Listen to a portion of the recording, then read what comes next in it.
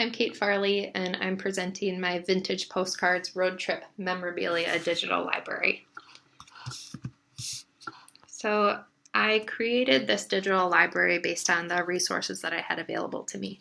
So I had about 70 postcards that were from, I think the earliest I had was 1932, and then the latest one that I was able to identify was 1989.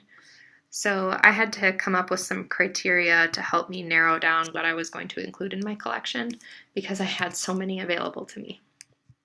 So these are just a couple of examples that I wanted to highlight to show that I wasn't able to include everything in my collection. And I'm going to highlight some of the other ones later during the tour. So here's the process that I used to create my collection. I actually have some pretty great colleagues who were willing to be guinea pigs and do a collection development group with me. So I had them go through some of the collection with me, and I had them let me know which ones they thought were most interesting. And then I also asked them to write down, so I gave them the postcards, and then I gave them sticky notes, and then I had them put a sticky note on the postcard that they wanted to include. And then for that postcard, I asked that they write down 3 words that they would use to help find that resource within a collection were it already a part of one. So I did a little bit of crowdsourcing for my collection development. And what I found was that a lot of my subject headings were informed by some of the data that I was able to gather from the collection development group. So the words that were used most often were memorabilia, national parks, mountains, and then waterfalls. So a lot of the collection features those things. And so as we're going down this line, the collection development group helped to inform the subject headings based on what I was able to glean from their research process. And then I also had to decide not only are these postcards really interesting, but how do I know that they're vintage at all? Because I'm not a postcard enthusiast, so I had to do a little bit of research into how to date a postcard. And I found a couple of guides that were made available via the Smithsonian Institution archives. And one of them said, like, oh, just look on the back. Yeah, of course. But also, there's a place where you can look up the monetary value of the stamps.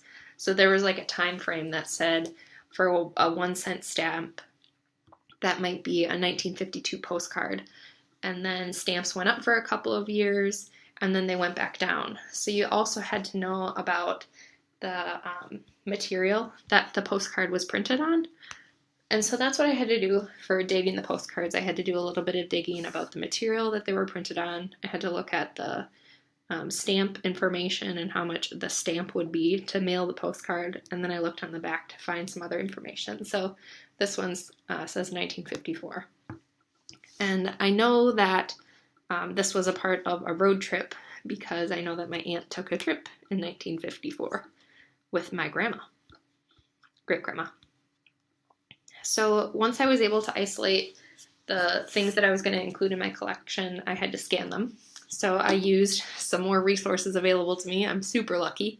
I work at UW Green Bay, so we have an Archives and Area Research Center on our campus, and they have some huge flatbed scanners available. So I was able to scan all of these postcards front and back and then make them available to you all.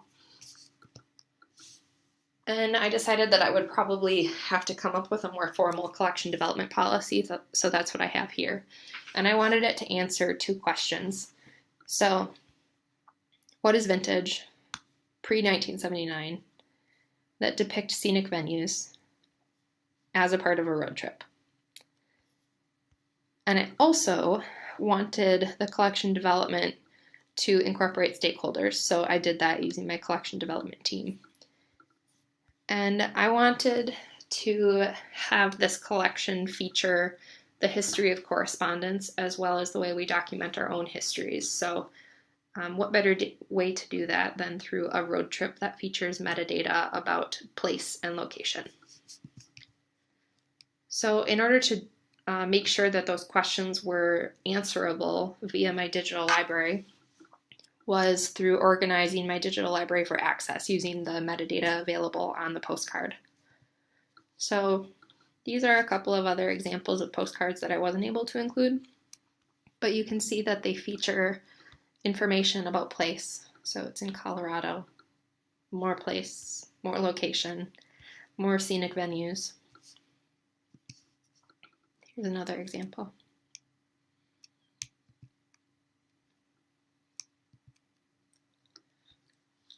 And you can also see that there's some source information available to me. So it looks like my great aunt actually sent this to herself so that she didn't have to take it with her. So that's kind of funny to me. So when I'm talking about place, I am representing that via the categories on the Browse These Suggested Topics widget, as well as a place to do a faceted filtering on the Browse All collection, which features a place. There's also the specific place that's referenced on a postcard, so a lot of them are the Old Faithful Inn at Yellowstone National Park. And then each of these other places are represented on a postcard. I also wanted to make sure that I made the full subject area available for searching. So under the narrow your search by, I also made the subject an attribute that could be filterable on the Browse All page. And so to make that a little more obvious and clear, I designed the interface to allow for people to do that. And I also wanted to make sure that I was able to contextualize some of the research that I had to find in order to make this digital library possible.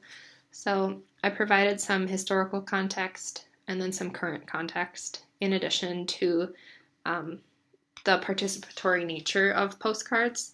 So while we may not think that postcards are super responsive now because we have access to social media, people were able to keep in pretty close contact with the people they cared about using postcards. And some scholars have even called it the first Instagram. So I wanted to make sure that that was a part of my digital library to show that we correspond differently based on the technologies available to us, and this digital library represents that.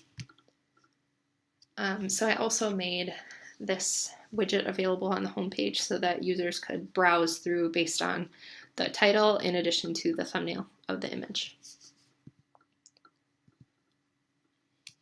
I also designed the header to look like a postcard with a stamp. And then this is another example of a postcard that I wasn't able to include in the collection, but is represented within my digital library elsewhere. I also customized the navigation. So the library homepage takes users back to the root site where all of our collections are hosted. The collection homepage takes users back to this page. The Browse All page shows thumbnails and then other metadata that I wanted to make available to users. The About page is where I'm also going to embed this presentation so that other people can use it as a part of the context for the digital library. And then I also created a FAQ page that has some more advanced coding because that's something that I can bring to the table. So I wanted to make sure that my FAQ page was really well supported. I also made the search available on all pages so that users could find what they were looking for at every step of the way. I also made the recent additions widget available on the collection homepage so that users could see what was available in a timely way.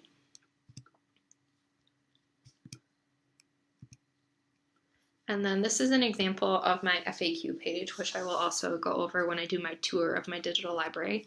So these are anchors so that when somebody clicks on how do I access this collection, it takes them down to the part of the page where the answer is. So I'll show how that is functioning in a little bit. I also made additional fields available via the advanced search. So I made publisher, subject, state, place, and digital file format available so that users could search for a specific search term within that field. I also customized the colors, the font, and the description capability. So I made the description full text searchable in order for users to be able to type in a phrase and have that phrase returned. So how am I going to evaluate my digital library? I have a couple of things that I have in mind. So first of all, I want to be able to see how many users click on these tabs and do a usability study to see what resources they're using most often. I also want to be able to tell what people search for. I also have a couple of other things that I created in order to help users get what they need, and will also be able to give me a little bit more data about the site itself. So the Contact Us link at the bottom of the digital library sends an email to me, but I also made this link available in the footer that links to a survey platform that I use at work. So it says have a suggestion. Users can click it. It opens a tab in their browser, and then they can provide me with some other suggestions for the site. Oh, and it also has an email trigger so that when people submit a suggestion, I'm notified immediately. I also was playing around a little bit with this page views catcher transaction activity. So I can see, I actually made my husband test this for me. I made him click on a couple of things on the digital library so I would have some page views. Don't be jealous. That 8 is hard won. So the page views are also trackable within here. So that's how I would evaluate my digital library. And I would also be pretty thoughtful about updating non-used links. So if I see that things are being searched for pretty regularly within this screen, I might also go through and do link checks to make sure that the thumbnails are functioning properly and that the metadata is being returned in the way that I had imagined it. So the tour. So please excuse all of my bookmarks. So here's my digital library. Here's the collection homepage. Let me just minimize that quick. Here's the content browser that I talked about in the tour, and this links to the item. Here's the context that I wanted to make available on the collection homepage. Browse these suggested topics was a way that I made place pretty visible on the collection homepage. And then I also talked about the recent additions. Also available is my Browse All page. So we'll wait for this to finish loading.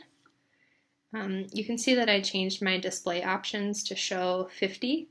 And the reason I did this was because I first decided that I was going to digitize the front and back of each postcard and then make them a compound object. But I had a little bit of trouble with that just because it was showing triplicate of everything. So it was showing the front, back, and the compound object, and I did not like that. So I completely started from scratch, made my JPEGs into PDFs, and then uploaded those as individual items. And I do have like the video and then the audio and 2 video files. And I made those obvious via the title here. And so you can see that I have quite a few like waterfalls.